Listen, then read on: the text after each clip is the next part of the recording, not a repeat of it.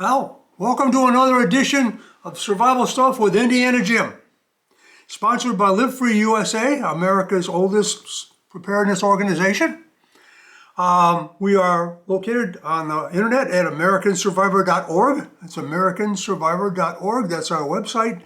I am James C. Jones. I write my books under that name, which is my actual name. But I do live in Indiana, but Indiana Jones was taken, so we're going to call our little programs Survival Stuff with Indiana Jim. As I said, Live Free USA is America's oldest and most respected survival preparedness organization. We believe that prepared and self-reliant families are the foundation of a free society.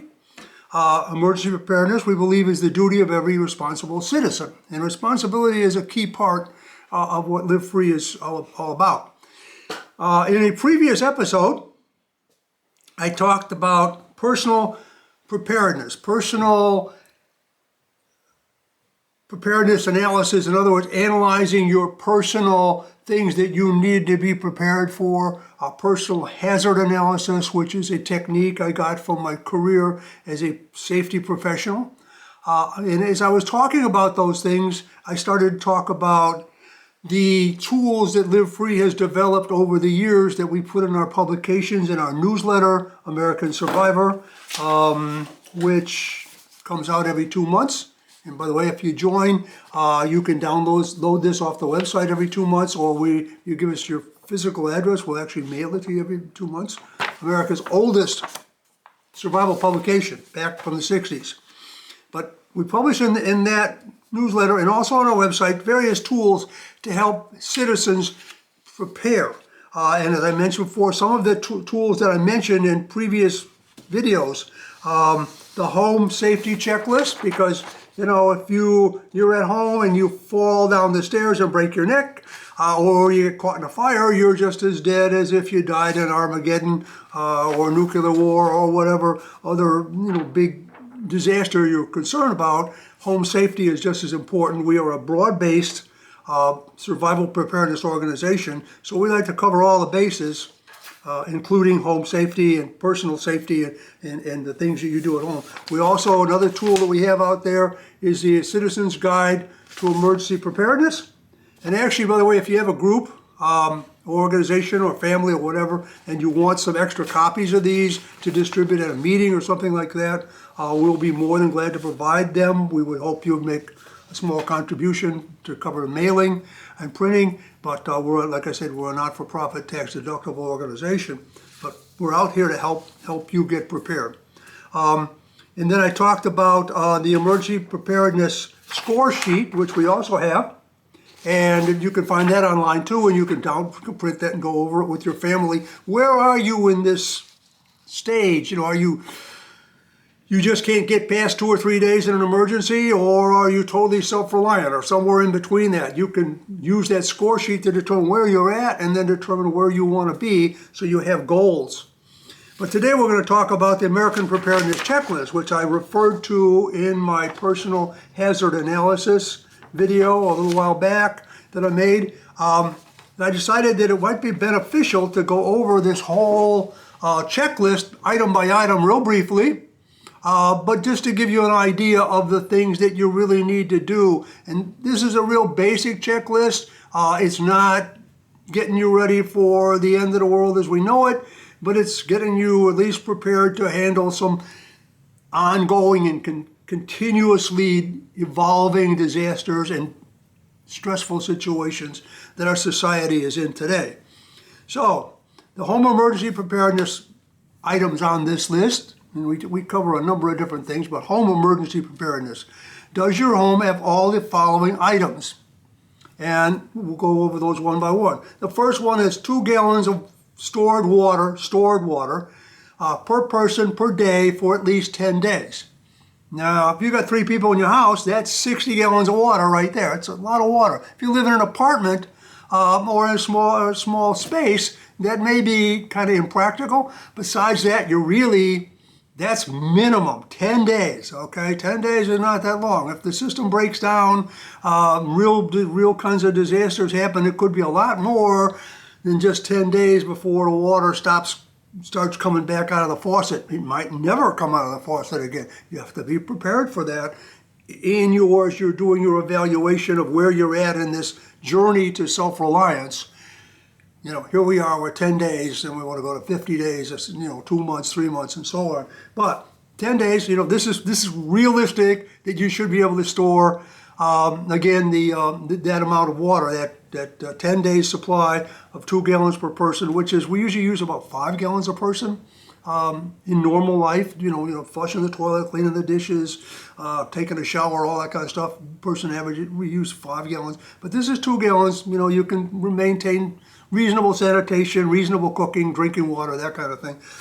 2 gallons per person for 10 days per person in your house. But beyond that, you probably want to go to your camping store. You can go to Cabela's or any camping stores and get yourself a water purification, pressurized water filter system, which is these from Ketadine.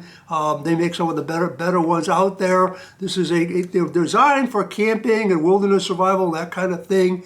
But you can use them at home too. And they also make much bigger units. This one is particularly this one with the filter that's in it is capable of filtering 500 gallons of water. So any water you can get out of your coming down to your gutters, rainwater you collect, wherever you can get water, you can filter and make potable water out of for 500 gallons. And this is, this doesn't take up as much room as storing 500 gallons of water. But something like this, it's this Ketadine kit, comes in a nice compartment. It's got a hose and everything. You hook it in there, you pump, pressure that water through the pump. And you want something like that. Go to your, like I say, the camping supply stores, go to survival supply stores. If you want to get a bigger unit that'll do 1,000 gallons, 2,000 gallons of water, that's fine. Or you want to just get something like that and buy extra filters. Every filter is 500 gallons of water. So that's a lot of water. And you don't have to take all that space. But you want to have some stored water, okay? Enough food to provide 2,000 calories per person for at least 30 days. Because you might get water out of the sky, you might be able to filter it, whatever, but food ain't going to fall out of the sky. So you got to have stored food for about every person in the house for at least 30 days. If we had this pandemic that just went by, everybody actually been able to stay home, not go to work, not go anywhere. And believe me, if we had a pandemic that killed every third person who caught it, we wouldn't have much population left because all the people had to go out. They didn't have this capacity to stay home. The only way that you can survive that kind of a deadly pandemic, which may well come in the near or far future, not too far future either, is to be able to stay completely out of the society for up to 30, maybe 60, even 90 days until the whole thing blows over and either kills everybody that's going to be killed or the herd immunity of what's left of the herd. By the way, this herd immunity thing, that's a great idea. But the only trouble with that is it usually kills about half the herd. So we don't want to do herd immunity. You don't want to do it anyhow. Okay, so anyhow, 2,000 calories per person a day, minimum. So you want to store this. And I could spend 2 or 3 episodes just going over how to calculate that. Start looking at those cans, start looking at those packages. Pasta. Canned goods, put the dates on the canned goods, rotate them, every year or two. By the way, they last a lot longer than the expiration dates, okay? I opened buried caches that were 25 years old. Very few people have been around long enough to bury something, dig it up 25 years later and test it. And a lot of the canned goods were still perfectly good. Some of the other stuff, I wrote an article on that, some of the stuff that didn't work out too well. But pasta lasts a long time, rice, beans, peanut butter is a great source of energy. There's a lot of other things that last a long time and keep well. If you've got the room to store that much food, that's great. If you've got a house, a basement, place to store this stuff, store it in tote bins, good waterproof tote bins for sure. Check it, rotate it. MREs are okay if you get them reasonably recent dated MREs. Now, if you don't have a lot of room or you want to combine it, which I do, I got canned goods and I got dried, normally dried, non-perishable types of food. I got MREs, and I also have a lot of freeze-dried.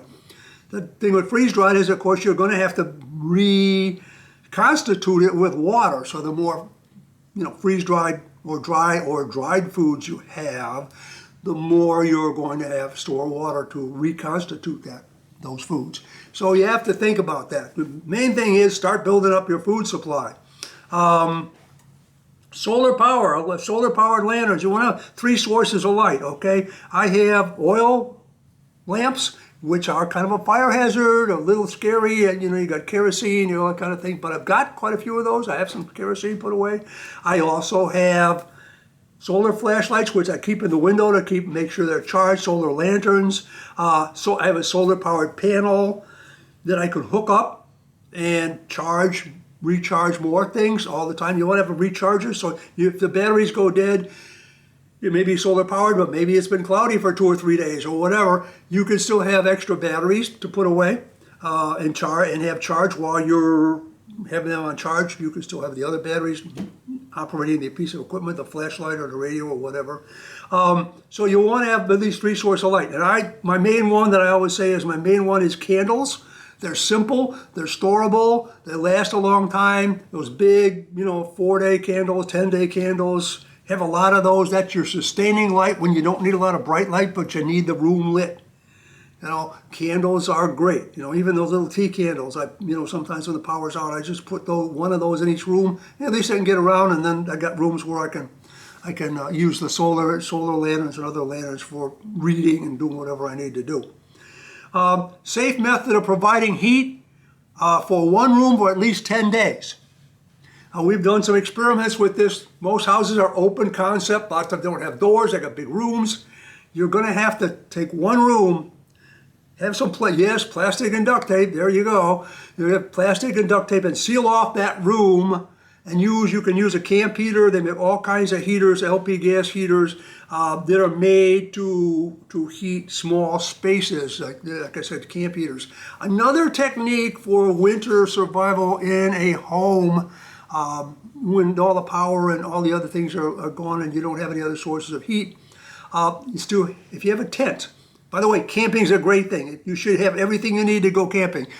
You'll have 90% of what you need to survive in an emergency. You can move that furniture aside of the dining room or the living room, put your tent up in there. Okay, put your camp heater in there, put your sleeping bags in there, and that's where you're going to sleep tonight. That's where you're going to spend most of your time. You can light that with your smaller sources of light. Be careful with candles in there. But at any rate, also, by the way, when you've got these heaters inside, you always make sure that your CO2 carbon monoxide detectors are handy and operating properly, okay? Because that is a big danger when you get into using generators and camp heaters and those kind of things. But you can't freeze to death either. So anyhow, we want to have plenty of light. Another thing we want to have is camp stove. You can get one of those little one-burner camp stoves. I like the 2-burner camp stoves. Plenty of extra gas, LP gas cylinders to hook up to that camp stove. I've had quite a few situations. My wife came home from work one day and she says, there was a tornado and the trees were down. She managed to eventually get around the trees, and there was a tree down on top of our garage. And I had coffee going, and when the camp stove sitting on top of the real stove that we weren't using, that we couldn't use. I had the camp stove going, and I'm making coffee and I'm making breakfast and all that kind of stuff, because that's what you got, a camp stove. So you want to have one of those. You don't want to get up in that morning during Armageddon and not have a cup of coffee, right? Okay, camp toilet. Okay, you can get these little cheapy ones. It's just basically a bucket and a bag and a toilet seat. You can get some pretty nice, fancy ones that come with the chemicals and everything, and of course, plenty of toilet paper that you want to have put away, and plenty of plastic bags. Have plenty of plastic bags. You're going to need them for your garbage. You may need them to collect water outside. You're going to need them to put human waste into and put some bleach in there. And wait to see if you're ever going to get the sanitary system's going to work back. You can dump it that way, or you may have to bury them. But you have to have bleach to maintain sanitation. I would recommend you have 4 gallons of bleach at all times in your house. You can use it for sanitation uses, and you can use it for decontamination uses, and you can use it for purifying water. 4 to 8 drops per gallon of water if it's questionable water, and you don't have the nice little Ketadine filter systems, then that's what you want to do. At least 2 large-sized fire extinguishers. I don't mean those little, little fire extinguishers that look like spray bottles, under the sink. That could put out a stovetop fire pretty good, and you should have it, and it should be make sure that it's up to date and workable. I'm talking about a full-size industrial size fire extinguisher, probably at size 10 they call it. ABC extinguisher. In other words, it'll put out electrical fires, it'll put out spilled chemical, gasoline fires, it'll put out wood fires and that kind of thing. You want to have at least 2 of those, well positioned, handy to get a hold of. If in an emergency, the fire department's either not going to get there at all or they're going to be delayed. Fire doubles every minute. The size of a fire doubles every minute. So the sooner you can get that fire out, the better. If your house burns down, it's doomsday for you in a whole lot of ways, okay? So you definitely want to be able to put out house fires, whether it's a house fire that starts normally, if you could say that's normal, or a house fire that starts during the course of a disaster, such as a flood or a tornado or Armageddon or civil disorder. Maybe somebody throws a Molotov cocktail your way. Whatever, you want to have these big fire extinguishers. It's one of the most overlooked problems or needs that people have. I hear people they got all kinds of weapons and guns and firearms of all types, but they don't have a fire extinguisher. You're much more likely to die or lose everything in a fire than you are in a gun battle under stressful situations. So, solar crank radio. Now you can there's a whole variety of these crank radios. In case you can't get the sun on it, you can crank it up. It's got a battery. I leave this where the sun can shine on it and it can recharge. These batteries go bad after a while. So when the batteries go bad, you want to look up what kind of battery you've got in here and have some spares, and keep it solar charged. But you can, in an emergency, crank this and actually recharge the batteries. And here, this one is both weather band, AM, FM, weather band, and it also has the transmission capability for the general purpose radio system. Okay, so you can actually get out there and call for help or whatever and communicate with your fellow members if you want. They also come in smaller sizes. This is this kind of size that I keep in my pack, actually. Very nice little radio. You can get the weather forecast on this. You can get AM, FM. You need to know what's going on out there. So you need to have an operational radio. This has also got a great flashlight with it. It's solar powered, so I usually leave it in the window so it's constantly powered up. It also has a crank in the back so that I can power it with the crank. But you got to have this. This has got to be on your list of things you got to have. Okay. A well-stocked first aid kit. You can buy these. This one's about $30, or you can put it together yourself. But everybody's used to going to urgent care now, or maybe they got a couple of Band-Aids in the medicine cabinet or something like that. But you really need to have a fully stocked first aid kit. Now I got over here, right here, the huge medics pack. I'm an EMT, a former EMT, and I've got everything I need to splint and stop massive bleeding and all kinds of things in there. Maybe you're not up to that yet. You do need to take a first aid class. It's very important. However, at least get a basic first aid kit, have it fully stocked. You may want to also, for the next pandemic, it's coming, go down to your fish supply store or go to your farm and fleet or whatever, Tractor Supply, and you can buy antibiotics. Now, antibiotics don't work that well for viruses, but the next one may not be a virus. And even when the viruses are going around, they can kick off and make you susceptible to other kinds of pathogens. So this one is, penicillin, amoxicillin, and what have I got here? cephalexin. Okay. By the way, I've covered in my newest book coming out, the Prepper's Guide to First Aid or Prepper's First Aid Handbook, whatever my publisher decides to call it. I cover how to use these, which things these are good for, which kind of injuries, which kind of illnesses these are effective for. But you want to get these cost about $30 a bottle. They're just exactly the same as the pharmacist will give you if you have a prescription. Good thing to add to your medical supply kit, okay? You also want to have, by the way, stock up on respirators.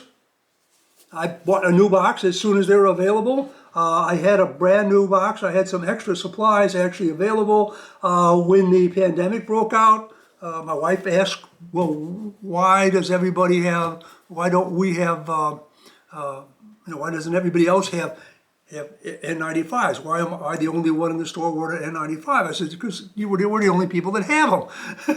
But anyhow, yes, it's time to stock up on those. They are effective. There's some debate as to how effective they are for inhalation. They're definitely very effective for exhalation. They're fairly effective for inhalation. I get arguments about, well, they're not 95% effective for inhalation. It's been proven, blah, blah, blah. You can pick your studies. You can choose whatever study you want. They are partially effective at least. And here's the logic, okay? I'm not going to wear these because I'd rather have no protection than some protection. Does that make any sense at all? No. You want to have as much protection as you can for pathogens during a pandemic. So all these kind of things. And you want to have at least one defensive firearm. It can be a handgun, shotgun, rifle, whatever works for you the best. I believe the overall best one, and I've said this before, is a shotgun, preferably a short-barreled home defense type shotgun. You have 100 rounds of ammunition. If you want to look at my my survival shotguns video, we can talk about that in more detail, or you can look at my issues in my newsletter on the website. I talk a little bit more about survival shotguns. So this kind of wraps up the kind of things that we want to have for home emergencies. You have to keep these items handy. Now, other things that for home emergencies you want to think about is what to have on your nightstand. What to have when that emergency breaks out while you're in bed. In the middle of the night, you got an intruder, tornado sirens go off, all that kind of stuff. You smell smoke, and now you got to get out of this house. Think about those people that were in that building that collapsed. Okay, 1 minute they're sound asleep, next minute they're in a pile of dust and smoke. They don't know what's happening. You want to have your cell phone right next to your nightstand every night. These are just good survival habits. You want to have your cell phone there. You want to have your wallet there. You want to have your car keys. You have to crawl out of your house and it's on fire. You get out of the house and you don't have your cell phone. You don't have your car keys. You don't have your wallet. That's all going to go up in smoke. Compared to, I'm outside of my house, I got my cell phone, I can make phone calls, I got my wallet, I got my identity, I got my car keys, I can get my car out of the course of the path of the fire, I can leave. Other things to have in there, flashlight, yes, your weapon, whatever that might be. It might be a handgun, might be something else. Escape tool, we talked about having a small, like a crowbar, that kind of thing, to get yourself out when the door is jammed or smashed through the window, whatever you need to do, a whistle to get attention, those kind of things, and we have those things covered extensively in our newsletter. I'll also cover them in pretty much all of my books. The Survival Gear book, which came out last year, and my book Total Survival, which I talk about a lot of these kinds of same kind of things. I have all these lists in these books, which are available through Skyhorse Publishing, and you can also get them on Amazon. Total Survival, 150 Survival Secrets, Advanced Survival, and the Ultimate Book of Survival Gear are out there now, and my first aid book will be out shortly. But I don't make a lot of money on these books. All of the funds that when Live Free sells these books, all those funds go to the organization. One of the main things too you want to have as part of your family home preparedness is plans. You need to have plans for family emergencies, such as a medical emergency. What are you going to do if somebody has a heart attack? Do you know what to do? What are you going to do if somebody is bleeding profusely and, they have arterial bleeding and blood squirting out? They have to recognize they have 1 minute to act. Does everyone in the family know what to do? Do they know what to do when there's a storm, where their shelter space is? Fire and emergency fires in the house. Do they know how to crawl out? Do they know where to go if there's a home invasion? Have you set some spots where you're going to get together? If you all disperse out of the house, or the house burns down, or you can't get to the house, or whatever, where are you all going together? I mean, this nice plan is not going to work if it's just going to work when everybody's home, okay? Mom's out shopping, the kids at school, you're at work. Nobody's home, okay? Now, where are you going to meet? Are you going to be able to get home? We could talk about that, the get home pack, and be able to plan also to how you would get home when you can't drive and there's an emergency, or how you're going to survive until you can get home. Subject for another day.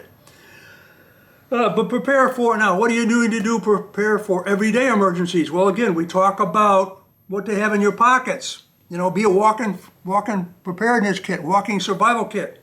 Small pocket knife if you can have it in the places that you go, or one of those nice multi-tools where you got all kinds of little tools there. I usually carry one all the time. Matches, a lighter, a magnesium fire stick, miniature flashlights, these great little miniature flashlights. Don't just depend on your cell phone for light. A little miniature flashlight, your cell phone is dead, you got another source of light. Folding N95 respirator. You saw the 9/11, all that dust and smoke and everything. Some of the people who had been through the previous attempt to bomb the World Trade Center, I noticed as they're running down the street, they got N95s on, and they're not breathing those things that later on caused serious illnesses. Also, they have to be properly fit when you wear them, and I cover that in several of my books. I cover exactly how, I doubt I can find it in that quickly, but I have the instructions as to how to fit it. Because if you don't fit your respirator properly, the air's not going to go through the filter if it can go around it. And that means the bad stuff isn't going to go through the filter either. It's going to go around it and into your lungs. But N95s, they make folding ones that can go around your pocket. They also help keep you warm in the winter, keep you from breathing cold air. So those are very important things, that you're carrying things with you. If you're over 50, you should be carrying some aspirin with you, because the first sign of a heart attack, you take an aspirin. It's a blood thinner. It could very well save your life. So that's an important tip right there. We've saved some lives already with that tip. Just, the little packages of aspirin. Have a couple of them in your pocket. Also have them in your bedside drawer, because you wake up in the middle of the night, you got the chest pain. Okay, you call 911, you take the aspirins. You've just improved your chances of survival considerably. Okay. Finally, the things on the checklist that we mentioned, the final part of that on the back page of the checklist is evacuation preparedness. Is every member of your family prepared to survive an evacuation to a safe location immediately if necessary? They should have the following: an appropriate size evacuation pack. Now, this is not a full survival pack. It's an evacuation pack, which is basically going to get you through 3 days of either the emergency situation's over, you can return home, or you get to a shelter on your own. And don't depend on driving there, okay? You want to be able to have something you put on your back, and you don't want to have it overloaded with all that stuff. You want to be able to carry this thing for 2 to 3 miles at least without taking a break. That applies to every pack you've got. And as you get older like me, you want to start taking some weight out of that pack. So you got to be very efficient, very smart about what you put in that pack. But every member should have it. All the kids, the dog, not the cat. I don't know what you're gonna have to carry the cat, I guess. But the dog probably should have his own pack. I know a lot of my friends that have dogs did actually a prepared, pack with a little folding bowl and all their food and all that medications or whatever they need. But everybody should have a pack. Everybody should know where it is. It should supply fresh filtered air. Again, there's a respirator, purified water, a couple bottles of water at least, and maybe some water purification tablets in there. One of those Mylar blankets, or maybe even a space blanket, depending on how heavy you want to go. One of those, blankets to keep you warm. Number one rule of outdoor survival when you're outdoors is don't get wet. Maybe one of those little rain hoods. that you can put on. Warmth and shelter, sufficient food. It could be, granola bars, all kinds of things that are storable for a few years, for some basic first aid items, and self-protection, whatever that may be for you. It could be a handgun, maybe the kids aren't carrying handguns, but you are. Maybe they can carry a little extra ammo for you though. Pepper spray, whatever you feel comfortable with. I tell people this over and over again for street survival. If you're not confident that you can use a gun safely and you will use it and not wind up handing it over to the bad guy, then definitely you should have it. So I advise you to get one, be safe with it, get training, and feel confident that you will use it if you need to. And your essential documents, you want to have those in your evacuation pack. Your deeds, your social security papers, your identification, your insurance documents, your medical data, all those kind of things you need to have with you, because you may never be able to get back to them in your home. You look at those places where the whole town burned down with these fires in California and Colorado and so on. I hope they took their documents with them, because otherwise they're going to have a hard time with the insurance company. They're going to have a hard time getting their checks, all the kind of things that they need to do. Definitely gives you a big advantage. So you want to make sure that those documents are in your survival pack, your evacuation pack, maybe stored somewhere else with somebody else in emergency so you can get to them if your community becomes untenable. Okay?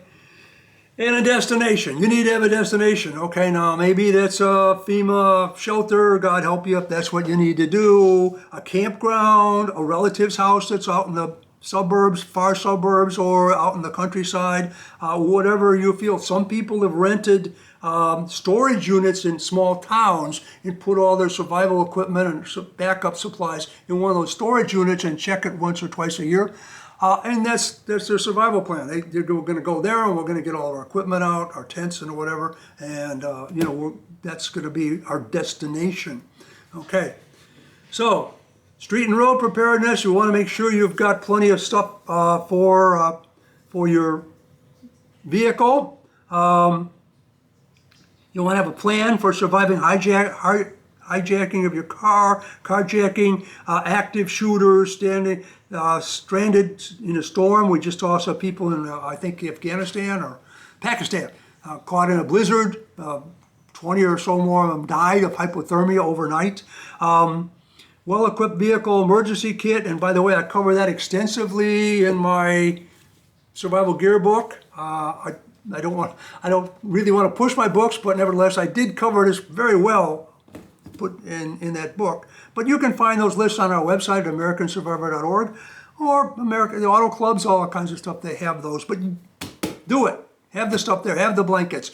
Have the food. Have the heating source. Have the first aid kit. Have the fire extinguisher. Have the jumper cables. All those kind of things that you need in your vehicle. The small shovel, just in case you do get stranded in a blizzard, or God forbid, some other catastrophe happens where you can't get home right away. Small get home bags. Again, you can pack those small get home packs. You can be like a butt pack or something like that. Just enough stuff for you to get from work or from school back home in an emergency. So it might take you a day or two if you live in an urban area. You got a weapon, you got a couple of weapons maybe, pepper spray, you got something to keep you dry and warm, you got some food, some water, and those kind of things, so you don't have to go, getting in with the looters or all that. You can avoid all that, and you're on your own, and you can, come down a railroad right away, or some other area, work out a route. How am I going to get home from where I'm at if I can't jump in my car and drive down the expressway? So you want to have that covered, okay? Okay. Children should have little packs. All the kids are carrying these big heavy packs to school. What do they get in there? They should definitely have a survival blanket in there. They should have a little first aid kit. They should have a few food items that, hey, you only open this if it's an emergency, okay? Little things that can make them feel more confident. A whistle. Whistle for help, that kind of things. Obviously, you should train them what to do for attempted abduction. And as the children get older, you give them bigger packs, bigger responsibilities in relationship to your emergency plans, more emergency training, first aid training, what to do, how to help the family out, give them more responsibility. I know you're going to make paranoid children. Well, I'm sorry, but if you've seen what's going on out there, there's an old saying, paranoia is just good thinking. Well, it is, okay? I was raised sort of in a hard, bad situation, so it made me, kind of self-reliant and a little bit paranoid about what's happening, but I have fun. I have a normal life otherwise. But anyhow, yes, kids need to be better prepared. They're going to have to live through decades of challenge to their lives and their freedoms and their families, and getting them out of this dependency mindset and this tendency to become complacent and dependent. We've got to get them out of that mindset. And we need to anticipate what's going to happen. We need to organize, and we need to prepare. So with that, till next time, this is Indiana Jim for Life and Freedom. Stay safe out there.